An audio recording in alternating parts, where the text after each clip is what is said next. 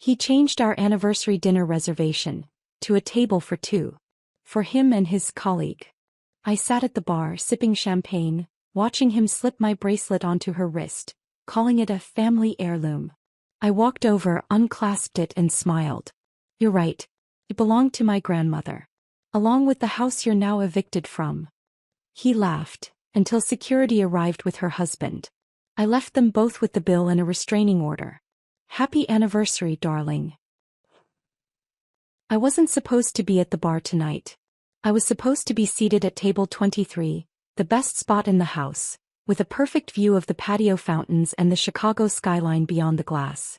But there I was, perched on a bar stool in my own restaurant, watching my husband of 8 years slide my grandmother's bracelet onto another woman's wrist. The champagne tasted bitter against my tongue as I observed them from across the room. I'd worked 16-hour days for months to bring Harvest Moon to life, my dream restaurant finally a reality. Opening night had been flawless so far. The critics were impressed, the dining room was packed, and my signature autumn squash risotto had received nothing but praise. Everything was perfect except for the table I couldn't stop staring at. "Is everything all right, chef?" Marco, my head bartender, refilled my flute with Dom Perignon, the same bottle I'd been saving for Axel and me to share tonight. "Our 8th anniversary. Just taking a breather," I lied, forcing a smile. "The kitchen has everything under control." Before we begin this journey of betrayal and sweet revenge, I want to take a moment to thank you for joining me at tonight's table. If you're hungry for more stories of women reclaiming their power when the world serves them heartbreak, consider subscribing. It's completely free and helps our community of survivors and thrivers grow stronger. Now let's. 30 minutes earlier, I'd slipped away from the controlled chaos of the kitchen to freshen up before Axel arrived. We had reservations at 8, a table for two that I'd personally arranged with a tasting menu that told the story of our relationship through food. 8 courses for 8 years. I'd even asked the pastry chef to recreate our wedding cake for dessert. My phone had dinged with a text message as I was reapplying my lipstick. "Need to change reservation to accommodate colleague. Table for two, but I'll be bringing Hazel from the campaign office. You understand? Happy anniversary, will make it up to you." I'd stared at that message for a full minute, my heart sinking as I reread those clinical words. You understand? Did I? This wasn't the first time Axel had prioritized his budding political career over our marriage. But bringing another woman to our anniversary dinner? That was new. I'd called the maitre immediately. "There's been a change to my husband's reservation," I said calmly. "Please keep his table for two but add a glass of our best champagne at the bar. That'll be for me." Now I watched as Axel laughed at something this Hazel said, his hand lingering on her forearm. She was everything I wasn't, polished in that campaign-ready way, with honey blonde hair that fell in perfect waves past her shoulders. Her red dress hugged curves that my chef's coat had hidden for years. I tugged self-consciously at my black dress, the one I'd bought especially for tonight, now feeling like an afterthought in my own restaurant. 8 anniversaries. The first, we'd gone camping in Michigan, making love under the stars after a dinner of hot dogs and beans. The 5th, Paris, where Axel had surprised me with cooking classes at Le Cordon Bleu, the push I'd needed to finally pursue my culinary dreams. Last year he'd forgotten entirely, coming home at midnight with a hastily purchased gas station rose and mumbles about campaign meetings running late. I fingered the stem of my champagne flute, remembering how we used to be. Before the campaign. Before his ambitions for state senate consumed everything. Before I became a box to check on his path to political success. Supportive wife, check. Small business owner, check. All-American backstory, check. The sommelier approached their table with the wine I'd selected for us, a 2012 Barolo that we'd first tasted on our honeymoon in Italy. Axel was making a show of it, explaining the wine to Hazel as if he were the expert. I watched her lean forward, captivated by whatever story he was telling. Then the light caught something on her wrist and my entire body went cold. The bracelet. My grandmother's tennis bracelet. Delicate diamonds set in white gold, with a distinctive Art Deco clasp that couldn't be mistaken for anything else. I'd worn it on our wedding day as my something old. It had been in my family for 3 generations. I remembered the day I'd shown it to Axel, telling him about my grandmother pawning it during hard times to keep our family afloat, only to buy it back years later with her saved tips as a waitress. How she'd given it to me on her deathbed, making me promise to only share it with someone worthy of our family's resilience. Axel was gesturing animatedly now, clearly deep into some campaign anecdote. I caught fragments, family heirloom, and passed down for generations. He was telling my family story, claiming my history as part of his narrative. And Hazel was looking at that bracelet with awe, running her fingers over the diamonds that should have been on my wrist tonight. My shock crystallized into something harder, colder. This wasn't just a forgotten anniversary or a career prioritized over marriage. This was theft of my heirloom, my history, my dignity. Marco, I said quietly, never taking my eyes off their table, could you please call Harrison from security? Tell him I need assistance with a situation in about 10 minutes. Of course, chef. Is everything okay? It will be, I replied, setting down my champagne. It absolutely will be. As I slid off the stool, smoothing down my dress, I noticed another man seated at the far end of the bar. He kept glancing toward Axel's table, his expression darkening with each look. He was nursing what appeared to be his third whiskey, wedding ring glinting under the ambient lighting. Something about his discomfort resonated with mine. My mind raced as I approached the hostess stand, checking the reservation system. There it was, Hazel Montgomery. A quick social media search confirmed my suspicion. The man at the bar was Stephen Montgomery, Hazel's husband.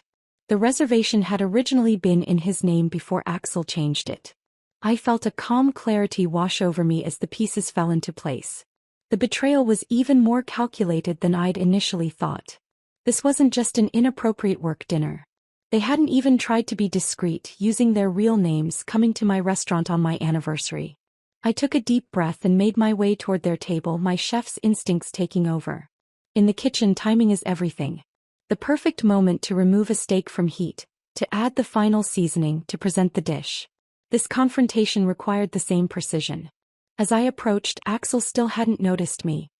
He was too engrossed in whatever lie he was spinning, one hand now covering Hazel's, the diamonds of my grandmother's bracelet catching the light between their intertwined fingers. 3 steps away and I finally caught his eye.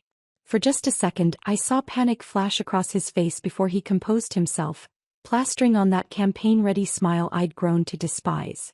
Melody. There you are, he exclaimed too loudly. I was just telling Hazel about your restaurant. Join us. In that moment, looking at my husband pretending nothing was wrong while another woman wore my family's legacy on her wrist, something inside me hardened into diamond-like resolve.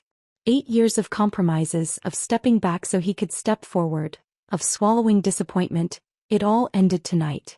I smiled, feeling more powerful with each step toward their table. Oh, I wouldn't miss this for the world, darling. Happy anniversary to us, indeed.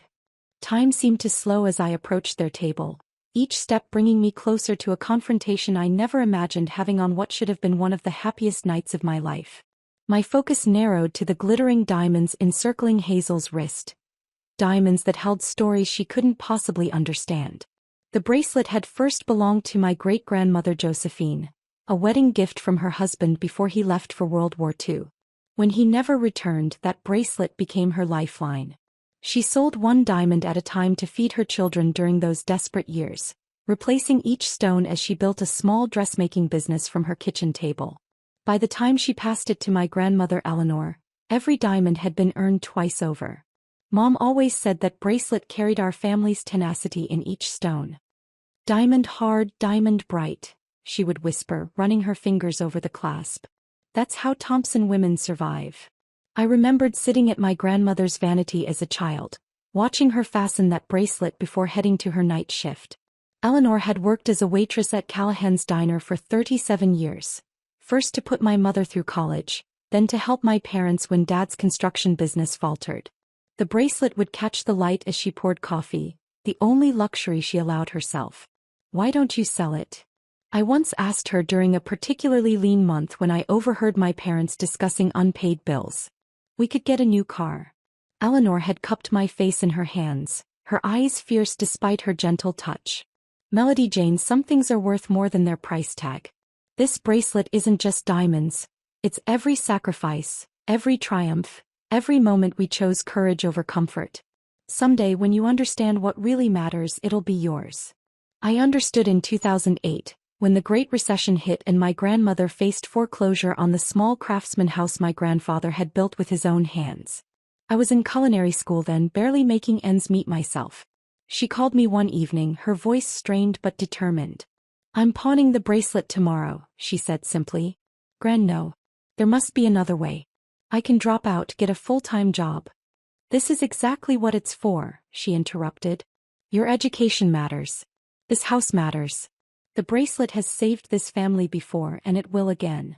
For 9 months, the bracelet sat in a pawn shop while my grandmother worked double shifts despite her arthritis, while I catered events between classes, while we both pretended not to count the days until the loan would default. I still remember the afternoon we walked into that shop together, how her hands trembled as she counted out the cash, the last payment with $23 to spare. "See," she said, clasping it back onto her wrist where it belonged. "Diamond hard, diamond bright." When she died 3 years later, I was the only one at her bedside. My parents had moved to Arizona by then and my sister was stationed overseas. Eleanor slipped the bracelet from her wrist to mine with the last of her strength. "Remember what really matters," she whispered. "And only share this with someone worthy of our legacy." I thought Axel was worthy. We met when he came to the restaurant where I was sous chef, campaigning for city council. He charmed everyone, remembering names, asking thoughtful questions about the neighborhood. When he asked for my number, I surprised myself by saying yes. Our courtship was a whirlwind. 6 months later, on a crisp autumn evening much like tonight, he proposed at the lakeshore. I said yes without hesitation, certain I'd found someone who valued family and hard work as much as I did. A week before our wedding, I showed him the bracelet for the first time, telling him its history as we sat on the porch swing of my grandmother's house. "Our house now." "This is remarkable," he said, examining the antique clasp. "It must be worth a fortune." "It's priceless," I corrected him. "It's survived the depression, war, recession, everything life has thrown at the women in my family." Axel looked at me with such tenderness then. "I'll never let anything happen to it or to you." 2 days after our wedding, I found him studying the insurance appraisal. "Just being responsible," he explained. "Something this valuable needs proper protection." I believed him. I believed him about so many things. 4 years into our marriage, when Axel decided to run for state senate, our savings weren't enough for the campaign launch. We sat at our kitchen table reviewing our assets when he suggested refinancing the house. "This is my grandmother's house," I protested. "It's been paid off for years." "It's an investment in our future," he countered. "Once I'm elected, we'll pay it off again in no time." When I hesitated, his eyes fell on my wrist. "What about the bracelet?" "Just temporarily, we could get a short-term loan against it." The hurt must have shown on my face because he immediately backtracked. "I'm sorry, that was thoughtless. I know what it means to you." That night, I made the decision that seemed like trust at the time. I slipped the bracelet into his hand. "Keep it in the safe at your office," I said. "I'm afraid of something happening to it during restaurant prep, and this way it's safe but still with us." He'd kissed me deeply. "I'll guard it with my life." That was the last time I saw my grandmother's bracelet. Until tonight, gleaming on another woman's wrist, being passed off as some generous gift from my husband. As I stood before their table now, looking at Hazel's perfectly manicured fingers tracing the diamonds that represented my family's struggle and triumph, a cold clarity washed over me. The legacy of this bracelet wasn't just about maintaining a family heirloom. It was about the strength to do what needed to be done no matter how difficult. My grandmother had pawned this bracelet to save what mattered. Now it was my turn to reclaim not just the diamonds but everything they stood for.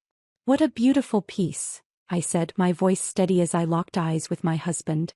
"Would you mind if I had a closer look?" Hazel's smile faltered as she glanced between Axel and me. "Oh, of course," she said, extending her wrist with practiced charm. "It's absolutely stunning."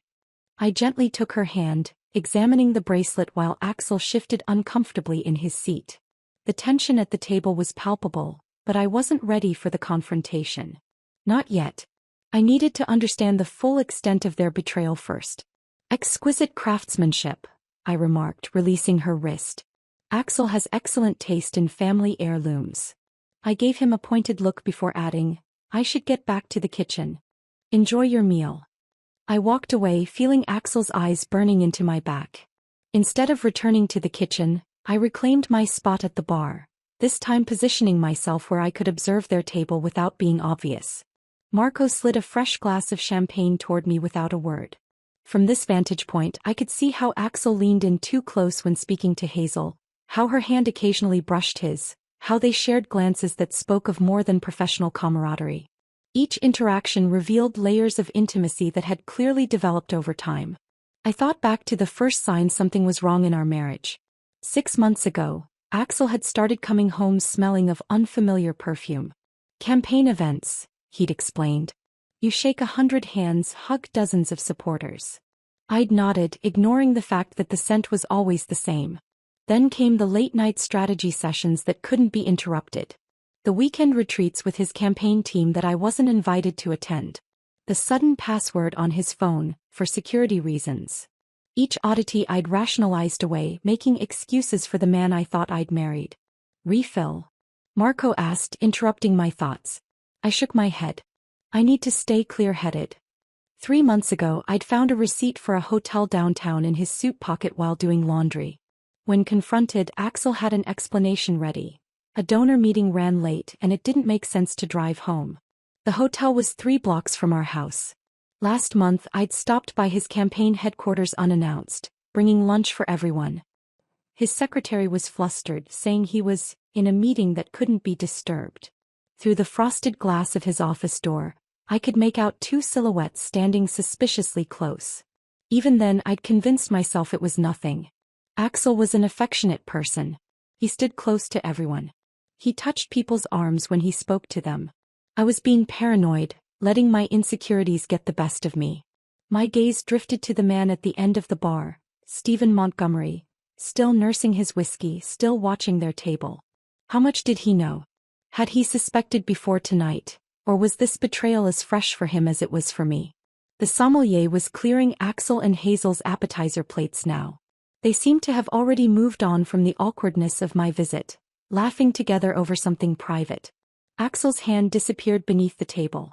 I turned away, the ache in my chest surprising me despite everything. Chef, one of my line cooks approached, looking concerned. The Mortons are asking to speak with you about their anniversary cake. Tell them I'll be right there, I said, grateful for the distraction. As I made my rounds through the dining room, checking on guests and accepting compliments on the food, I maintained a professional smile. No one would guess that the chef owner was experiencing the most humiliating night of her life. Years in the kitchen had taught me to compartmentalize, to function through burns, cuts and kitchen disasters. This was just another kind of pain to work through. When I finished with the Mortons, I purposely took a path that led me past Axel's table. They were midway through their entrees, speaking in hushed tones. I slowed my pace just enough to catch fragments of their conversation. Once the campaign succeeds, Axel was saying. But what about her? Hazel's voice, laced with concern. She'll understand eventually. The restaurant keeps her busy. And the prenup protects most of our assets. And your house. It's in both your names, isn't it? Axel chuckled. Technically yes. But she's so sentimental about it being her grandmother's that she'll let me buy her out for far less than it's worth. My steps faltered. So this wasn't just an affair. They were planning a future together. A future that involved disposing of me like an inconvenient appliance that no longer served its purpose. I continued to the kitchen on autopilot, checking plates and directing the staff without truly seeing any of it. My mind was racing, piecing together conversations and incidents that suddenly made perfect sense. 2 weeks ago, Axel had asked me to sign documents, updating our estate planning. I'd been so busy with the restaurant opening that I'd merely skimmed them, trusting him as I always had. Had those papers been setting the stage for our separation? The bracelet wasn't just a romantic gesture to his mistress. It was a calculated move. He was already treating my family heirlooms as his own, already parceling out my legacy. I returned to the bar, needing another moment to collect myself. Stephen Montgomery had shifted closer to my seat, his expression darkening as he continued to watch Axel and Hazel. When our eyes met, I saw my own pain reflected back at me. They work together? He asked quietly, gesturing with his glass. I nodded. She's his campaign manager. Funny, he said, his voice bitter. She told me she was having dinner with a female colleague tonight. Said they needed to prepare for a donor event tomorrow. The realization that we were both being lied to exactly the same way sent a cold shiver down my spine. I'm Melody, I said, extending my hand. This is my restaurant. Stephen, he replied, his handshake firm. And apparently that's my wife with your husband. Just then Axel leaned across the table and whispered something that made Hazel laugh. She glanced around before reaching into her purse and sliding an envelope across to him. He opened it discreetly, his expression changing to one of triumph as he reviewed the contents. What are they doing? Stephen muttered. I don't know, I said, but a suspicion was forming. Excuse me. I approached the hostess stand once more, this time checking the campaign's financial records on my phone. There it was. A substantial donation from Montgomery Construction had been recorded last week. Stephen's company. Returning to the bar, I showed him the screen. Did you authorize this donation to Axel's campaign? His face drained of color. That's not possible. We're nearly bankrupt from the housing market downturn. Hazel handles our personal finances, but she knows the business can't afford political donations right now. The final piece clicked into place. This wasn't just personal betrayal. It was professional, financial, and perhaps even criminal. Hazel wasn't just sleeping with my husband. She was embezzling from her own. I watched Axel pocket the envelope, his other hand still resting possessively on Hazel's arm, his fingers brushing against my grandmother's bracelet. Stephen, I said quietly, I think we need to talk. Stephen's construction-roughened hands gripped his whiskey glass tightly. I'm listening. We moved to a quiet corner of the bar, away from curious ears. I explained what I'd seen and heard, laying out the evidence of both betrayals, personal and financial. With each detail I shared, the slump in his shoulders lessened, replaced by a straightening of his spine. She's been handling the book since the recession hit, he said, voice low with controlled anger. Said she had a degree in finance I didn't know about. Turns out there's a lot I didn't know. How much could she have taken? I asked. Enough to sink the company if this keeps up. We've got 30 families depending on Montgomery Construction for their paychecks. I watched Axel signal for dessert menus, acting like he owned the place. In a way, he did. The restaurant startup costs had come from our joint savings, which he never missed an opportunity to remind me of. I'd assumed we were building something together. Now I realized I was just another asset in his portfolio, a stepping stone on his path to political success. We need to be strategic about this, I said, an unfamiliar calm settling over me. If we confront them emotionally, they'll find a way to twist it, make us look like the irrational ones.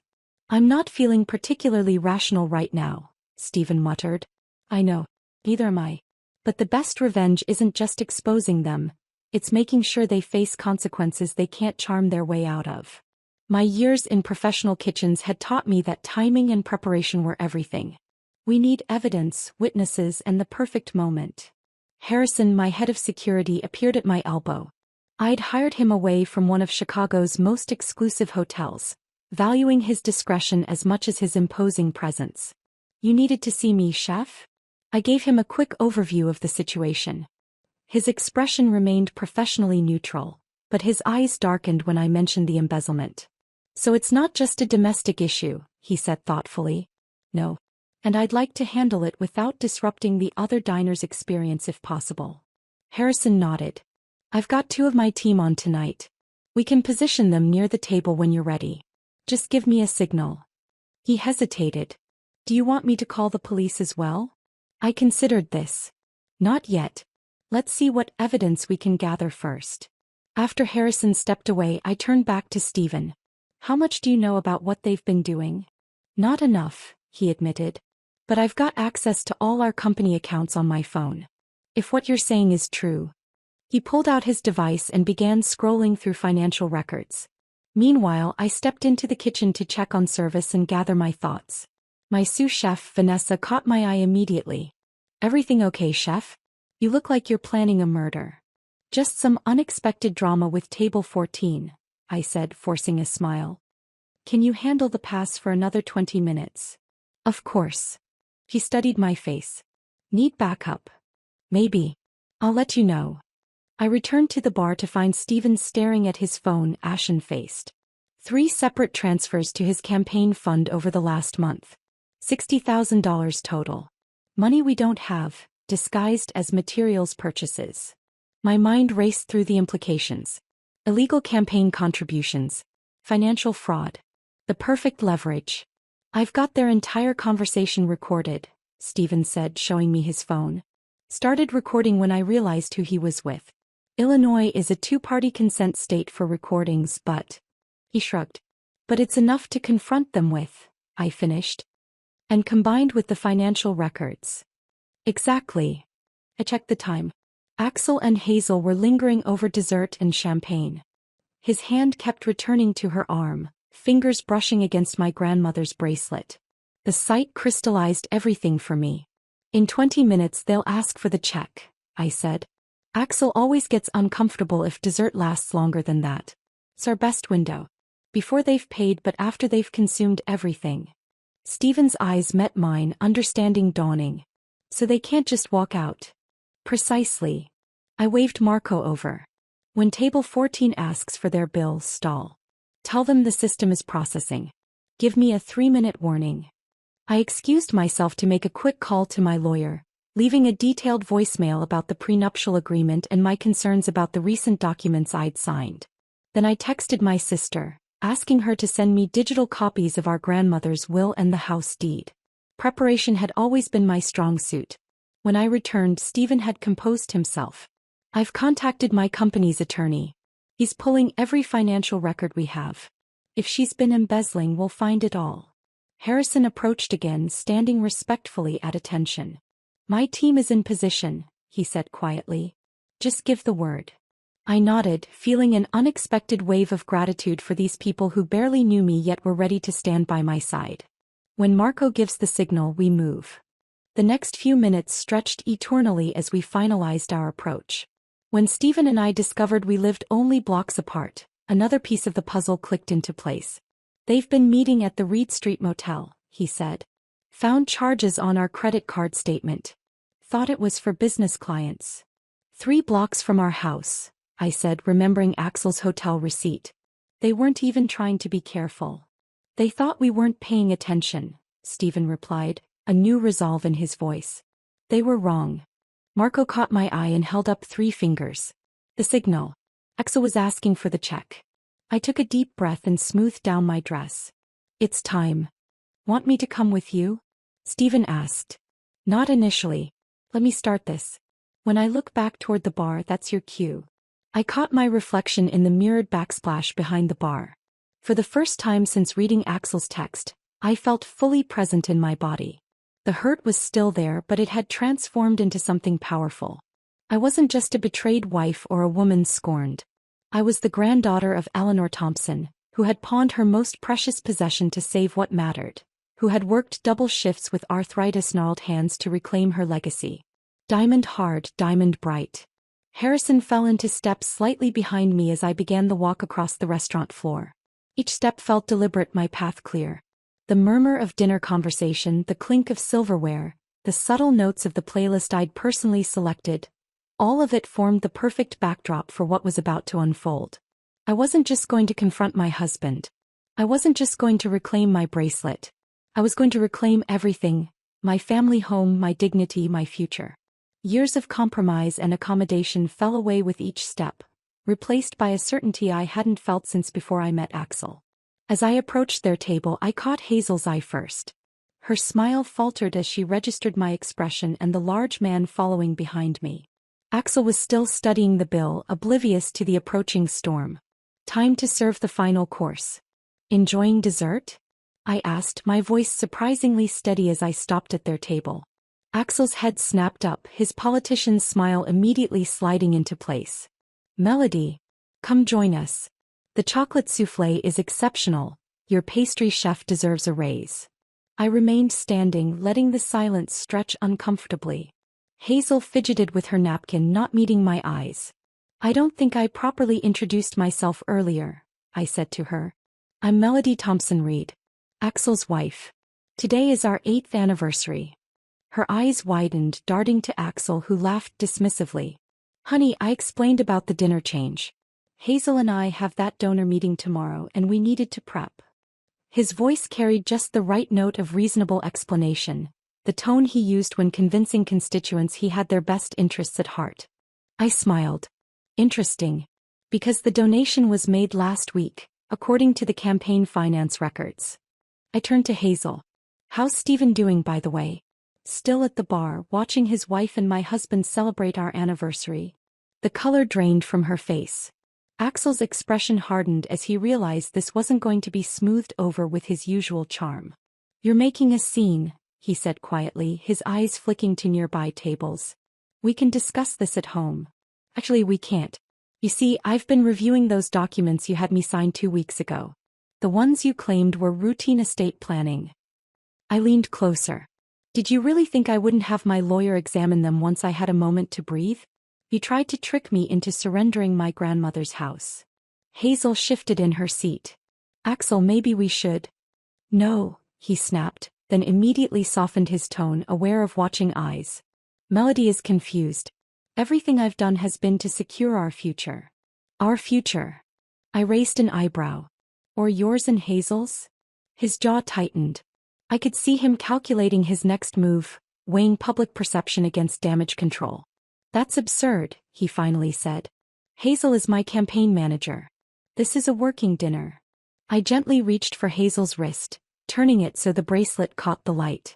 Then why is she wearing my grandmother's bracelet? The one you told me was in your office safe. A nearby diner glanced over, curiosity piqued. It's similar but not the same piece, Axel attempted, his confidence wavering slightly. Perhaps you've forgotten the inscription, I said, unclasping the bracelet from Hazel's wrist despite her startled protest. I turned it over, revealing the tiny engraved words on the clasp. Diamond hard, diamond bright. To Eleanor with love, 1941. Axel's expression shifted from confident to cornered. I felt a flicker of satisfaction watching him squirm.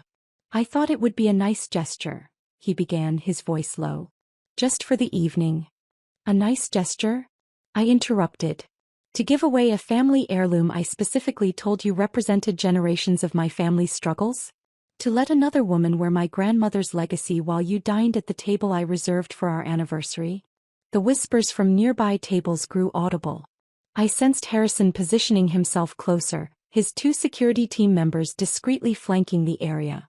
You're overreacting, Axel hissed, abandoning his public persona as panic set in. It's just jewelry. And there it was, confirmation that he'd never truly understood what the bracelet symbolized, what my family's legacy meant.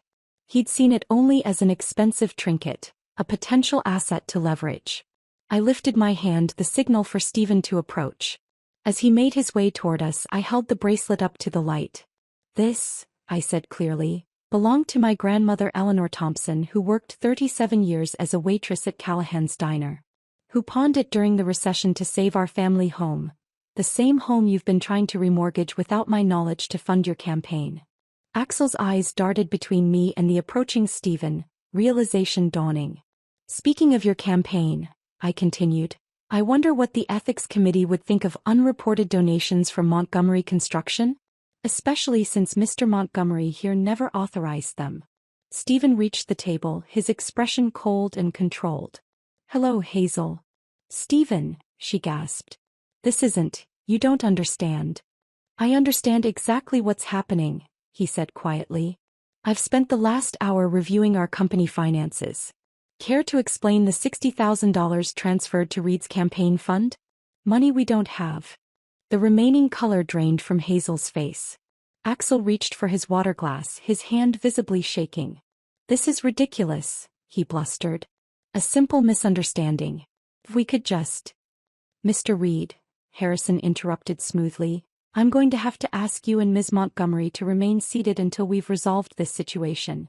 Axel's eyes hardened as he took in the security personnel. Are you detaining us? That's illegal. I'm an elected official and... No one's detaining you, I clarified. But since you haven't paid your bill yet, leaving would constitute theft of services.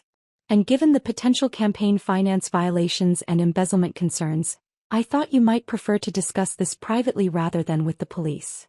The mention of police made both of them flinch. Several diners were openly watching now, phones discreetly recording.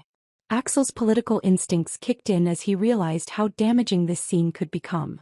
"Let's be reasonable," he said, forcing a smile. "We can work this out."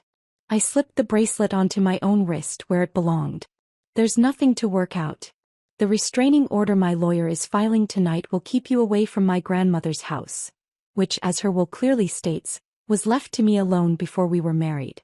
The prenup you insisted on works both ways, Axel." His face contorted with fury before he managed to school his features. "You wouldn't dare. Think about what this will do to my campaign." "I'm sure the voters will find it fascinating," Stephen interjected. "Along with the company funds my wife apparently diverted to support it." Hazel began to cry, not the elegant tears of a wronged woman but the ugly sobbing of someone caught in their own trap. "Stephen, please. I can explain everything." "Save it for our attorneys," he replied coldly. I reached for the untouched champagne flute at their table, the same vintage I'd selected for our anniversary celebration. Raising it in a toast, I met Axel's eyes one last time. "To new beginnings," I said. "Happy anniversary, darling." I set the glass down without drinking and turned to Harrison. "Please ensure Mr. Reed and Ms. Montgomery settle their bill before leaving. Everything else is in their names: hotel charges, campaign contributions, legal consequences." As I walked away, I heard Axel calling my name, his voice stripped of its usual authority. I didn't look back. 6 months later, I stood in my kitchen, my grandmother's kitchen, preparing a private dinner for the restaurant investors who had helped me buy out Axel's share of Harvest Moon. The divorce had been finalized with surprising speed once the campaign finance investigation began. The bracelet caught the light as I chopped herbs back where it belonged. The restaurant had thrived despite, or perhaps because of, the publicity. People came initially for the gossip but returned for the food. The Chicago Tribune's glowing review had called my fall menu a revelation of resilience transformed into culinary art. Stephen had stopped by earlier with a bottle of wine and news that his company was finally recovering after Hazel's embezzlement was exposed. We developed an unexpected friendship, two people rebuilding their lives from similar betrayals. Nothing romantic, we were both too raw for that, but something equally valuable: mutual respect and understanding. Axel's political career had imploded spectacularly. Last I heard, he was working at his father's insurance company in Milwaukee, his campaign dreams shattered by ethics violations and public humiliation. As I prepared the table setting out my grandmother's china, I realized I was humming, something I hadn't done in years. The house felt alive again, filled with purpose and possibility rather than compromise and concealed resentments. Diamond hard, diamond bright. The Thompson women endured. We rebuilt. We thrived. And sometimes, when justice was served at just the right temperature, we even celebrated with a perfect final toast. If you enjoyed watching Melody serve justice alongside her 5-star menu, please hit subscribe and leave a comment below.